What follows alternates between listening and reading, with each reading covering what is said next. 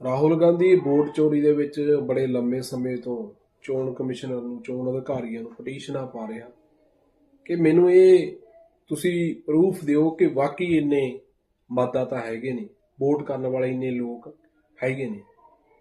ਤੇ ਪਿਛਲੇ ਕੁਝ ਕੁ ਦਾ ਸਮੇਂ ਵਿੱਚ ਉਹਨੇ ਲਿਸਟਾਂ ਵੀ ਜਾਰੀ ਕੀਤੀਆਂ ਸੀ ਕਿ ਕਿਹੜੀ ਵੋਟ ਕਿੱਥੋਂ ਪੈਂਦੀ ਆ ਤੇ ਇੱਕ ਵੋਟ ਤੇ ਕਿੰਨੇ ਲੋਕ ਵੋਟ ਪਾਉਂਦੇ ਨੇ ਇੱਕ ਨਾਮ ਤੇ।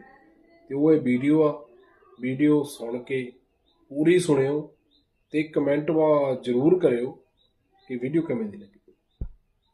नमस्कार, मैं राजनीतिक परिवार में पैदा हुआ। जब मैं छोटा सा था 1980 में प्रियंका और मैं घर में लेई बनाते थे, रात को निकलकर पोस्टर चिपकाते थे।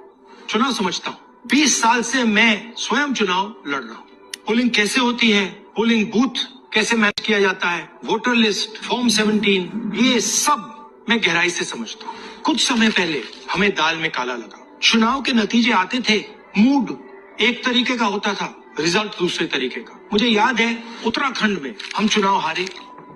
बाद में मैंने कैंडिडेट से पूछा कि जहां रोड शो हुआ था वहां जाके देखिए हमें कितने वोट मिले। हजारों लोग आए थे, पोलिंग बूथ में किसी ने वोट नहीं किया।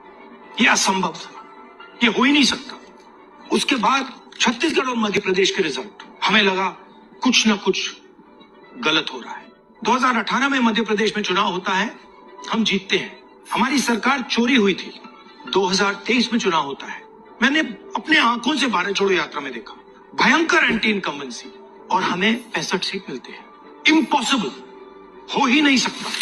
और फिर महाराष्ट्र में पहली बार हमें सबूत मिला, विधानसभा और लोकसभा के बीच में जादू से नए वोटर आते हैं, और जहां भी इन नए वोटर्स ने वोट किया वहां वोट बीजेपी को गया।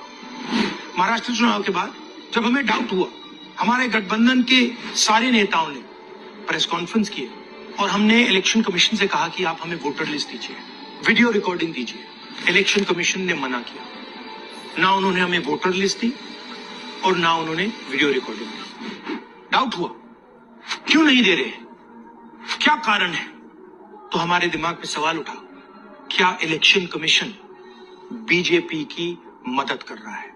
क्या इलेक्शन कमीशन ही इलेक्शन को चोरी करवा रहा है? इसके बाद हमने एक टीम सेटअप की और हमने उन्हें कहा कि आप जाइए, एक कंस्टिट्यूएंसी भी जाके ढूंढिए, सच्चाई ढूंढिए, किस प्रकार से चीटिंग की जा रही है, किस प्रकार से ये काम किया जा रहा है और कौन कौन इस काम को कर रहे हैं। सबसे महत्वपूर्ण बात यह है कि इलेक्शन कमीशन डिजिटल डेटा नहीं देता है, फिजिकल डेटा देता है।